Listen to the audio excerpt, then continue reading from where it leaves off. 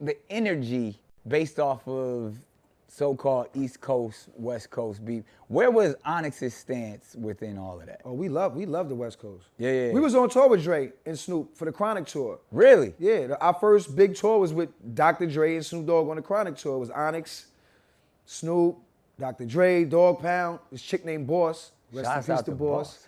Yeah, we was on, and Bow Wow was on the tour. Yeah, he was a little kid on the tour. Word up. I was like, who's this little kid? He's like 10 years old. As far as he was killing it. Like when people walking in, he was the first guy. He was the opening act. He was the opening act. He was, he's a legend. Yeah. It was good. We always loved the West Coast. We had a lot of West Coast fans. We did slam video on the West Coast. Snoop was our man. We loved the West Coast. And the East Coast loved Snoop. They loved, they had so much love in the East Coast. Yeah. Like, they were the biggest things going on in the world. Like, we loved the Chronic album, Deep Cover, all that.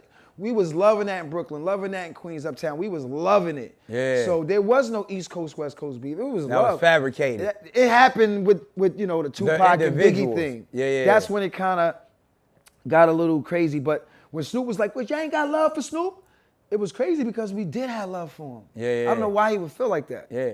I mean, I think that it seemed like the energy in that room that night, niggas was just, everybody was holding their own. Right. And they was, from Outkast. Outkast, the South got something to say. Right. Like, everybody was like, yo, we going in here, and it's a bunch of different crews. I think it's a bunch Tupac of took the different mic boroughs. from Q-Tip that night, right?